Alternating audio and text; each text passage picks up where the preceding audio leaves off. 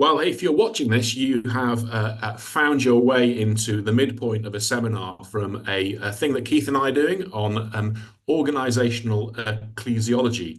Changing Understandings of Church is the kind of title. It's something we're running in conjunction with Sarum College, where Keith and I are both visiting scholars. And the aim of this seminar series Don't forget is MODEM as well. Oh, and MODEM. I won't forget MODEM. We'll give them the plug. Although, have they paid for advertising slots in this particular thing, or just in the online sessions? But we'll plug MODEM.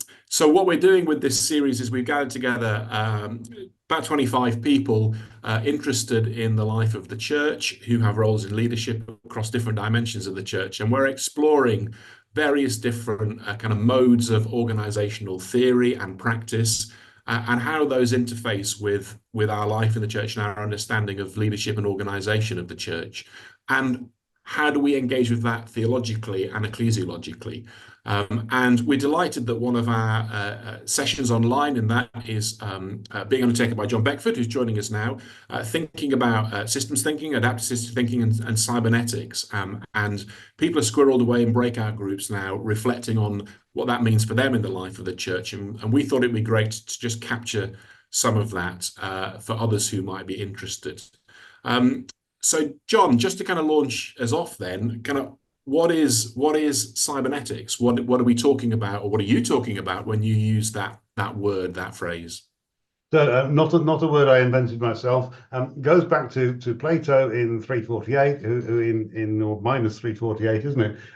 Who in describing political philosophy talked about the steersman steering the ship of the state across the harbour to a destination. So kybernetes, the origin of the ancient Greek word, meant steersman. So it is literally about thinking about the governance of organizations. In the 1940s, Norbert Wiener described it as communication and control in the animal and the machine. And at that point, yeah, sort of mechanization and automation was starting to happen in organizations and sadly war machines. And in late 1960s, 1970, Stafford Beer developed a model called the viable system model, which was applying the idea of cybernetic thinking to the organization, which he subsequently did at every level, from the individual to the state. So it's really about how do we use information to steer our organization towards our preferred destination. Brilliant. And just in reflecting about that a moment ago in our seminar, you talked about organizations being adaptive, proactive, and purposeful, or an understanding of systems thinking that's come to the fore. I mean, that feels slightly different from the understanding of an organization as a machine, or even the metaphor of the organization as a brain, as a kind of some sort of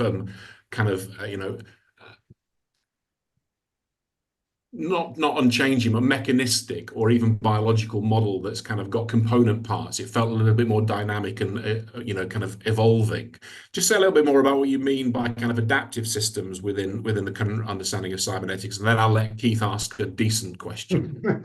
So our dominant model of organization is bureaucracy, and bureaucracy is rooted in the assumption that we understand the question and we just need to work out how to answer it, and we can create a permanent answer to the question of how to best be organized. The theory of adaptation, and whether you look at sort of Darwinian evolution or Lamarckian evolution, the idea is kind of saying the world outside us is constantly changing. And if we want to remain stable, viable, sustainable as individuals or organizations within a changing world, we need to be able to adapt to the changes in that environment.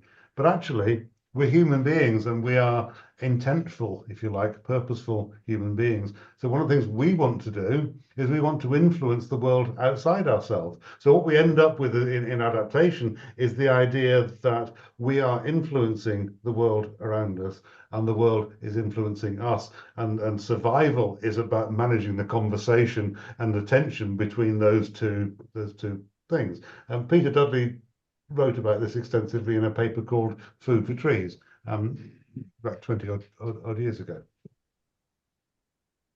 I'll take up the opportunity of getting a question in. I was really interested, John, in the way that you started off your presentation with quite a lot of emphasis on the human dimension of organizations and on the sense of the organization existing, in a sense, in the eye of the observer, and it being about our making sense of the world that we're operating in, the world of the organization.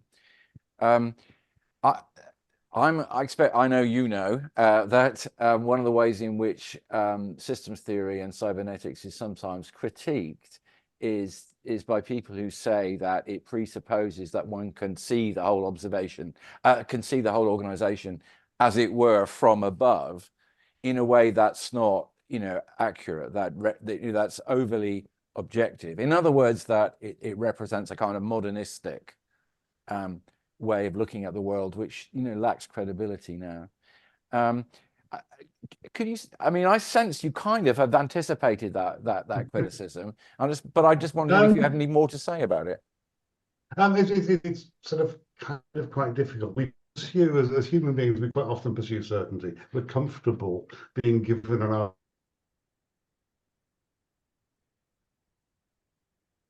Oh, We glitched it. Taking responsibility for it. We lost you for a moment there, John. Sorry, so we're comfortable with certainty and other people giving us the answer because we don't have to take responsibility. When we look at the notion of organisation, and it was a late realisation for me. I sort of came from a sort of very process-oriented, machine-like background. My first job was shoveling concrete.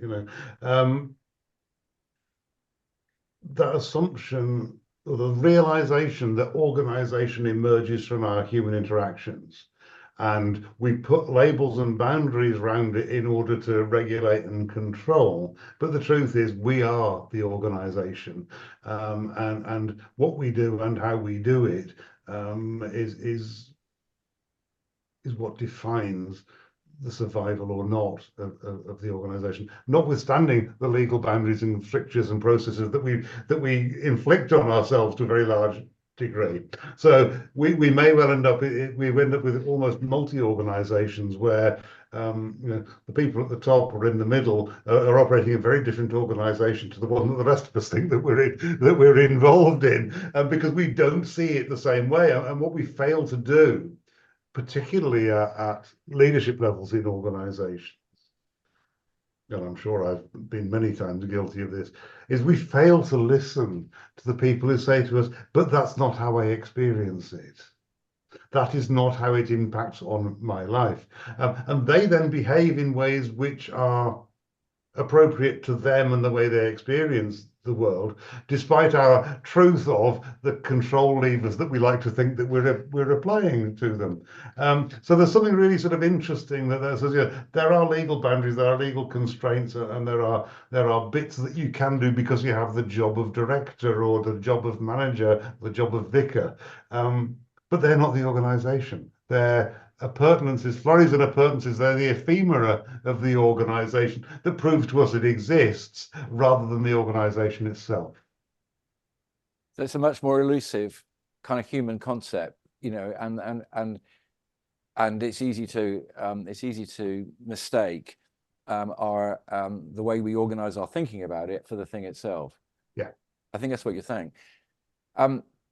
If I may be permitted, just another one. I think one of the interesting relationships is the relationship between this sort of form of systems thinking that is in the kind of tradition of beer, etc., and something which I think a lot of people are very keen on in church circles and elsewhere at the moment, which is the notion of complex adaptive systems. I mean, have you got anything to say about the relationship between those two things, John? I could argue, and probably have in the past and will in the future, that they're the same blooming thing. But what the VSM gives us is an organizing framework within which we can generate a shared understanding of that complex adaptive system and the way it behaves. So we can look at, for example, the work of Jay Forrester and systems dynamics, and we can describe the interactions between the different elements. We can take soft systems methodology and we can think about it in terms of the interactions of the people there and their behaviors and beliefs and values, etc. But what we need and what the notion of cybernetics and the VSM in particular offer us is a way of structuring that thinking into the key elements that seem to be going on. So PW's trialogue, you know, creating the future, managing the present, nurturing identity, you know, as a synthesizing device for understanding the complexity of the conversations is really, really powerful. And it gives legitimacy to every view in that conversation. What's challenging about it is, of course, somebody has to emerge. Somebody always emerges as boss. Somebody always emerges as being the leader, the person. So sometimes you have to kind of have somebody who takes responsibility, and then our failing is that we commonly translate that into a positional power, rather than understanding that actually I'm making this decision because I'm best placed to make this decision, but I'm not terribly well placed to make that decision because the information's over there with them. And so we need a sort of a personal humility that allows us to go, yeah, I'm really good at this stuff and I'll do this, but you really need to ask Charlie about that because Charlie will have the insights that I don't have. And that's kind of antithetical to the way we create bureaucracies. So just to kind of press on that a little bit more, it feels to me that one of the tensions in a kind of systems thinking approach, even with the caveats that you've put in, is that people objectify the system, and that can either lead to people having a social object that they create as real. So it's not my fault; it's the system's fault. You know, I happen to be in it. That could cause disempowerment. How do you counter that sense of the model becoming our understanding of reality rather than a sense-making aspect of what we're trying to do? By breaking the model. So we have sort of talked earlier about the notion of abnegation, the statement of self-denial. Within it, it's not me, not me, Gov. It was them what done it. And we have to create then decision structures which allow accountability to sit in the right place, and allow us to have the conversation that says, you know, not whose fault was it, but how do we not do it again next time? You know, how do we prevent error in the future? How do we limit damage? Not by holding people accountable and punishing them, but actually by helping them to explore and understand. So one of the comments I made in the session I did yesterday was that we are very bad, and I think it's not just a UK thing, but we're very bad at helping young people to learn to reason. And in learning to reason, they can learn to take or not take responsibility. So actually, it's something about how do we reason about the decisions that we're making in a way which is separate from the role description that delegates certain authorities. And so we actually have to do that bit. And that's very, very values driven. It is not rules driven. And so there's a role for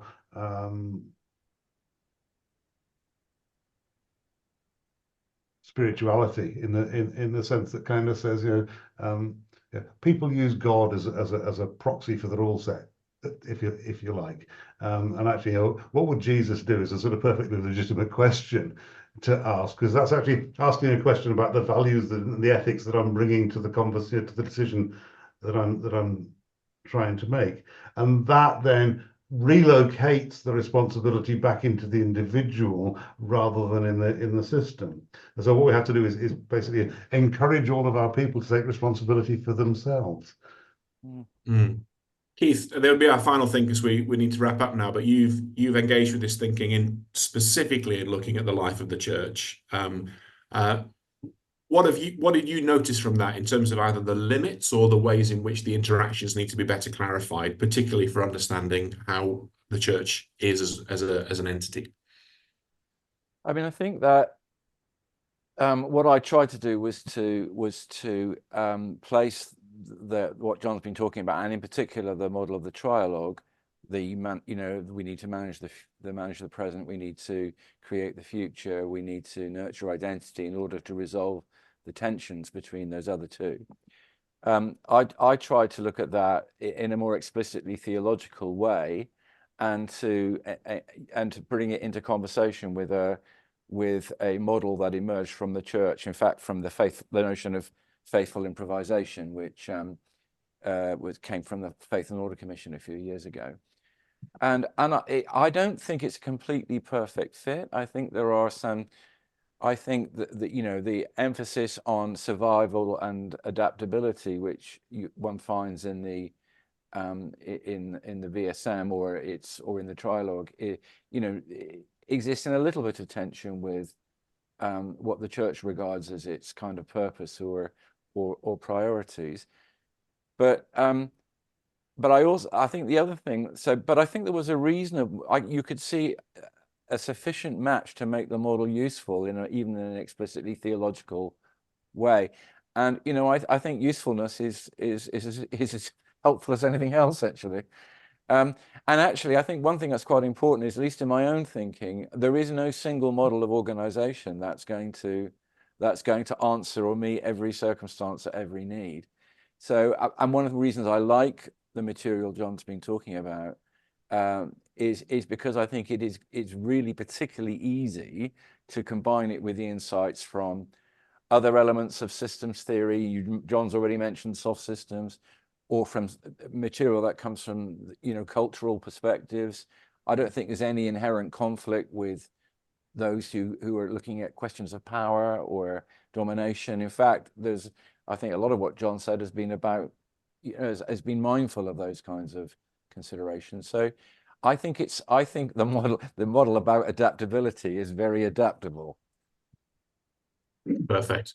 Well, that's an apt time just to say thank you both very much, and we will bring some more snippets from our changing understandings of church at other points. Thank you both. Thank you.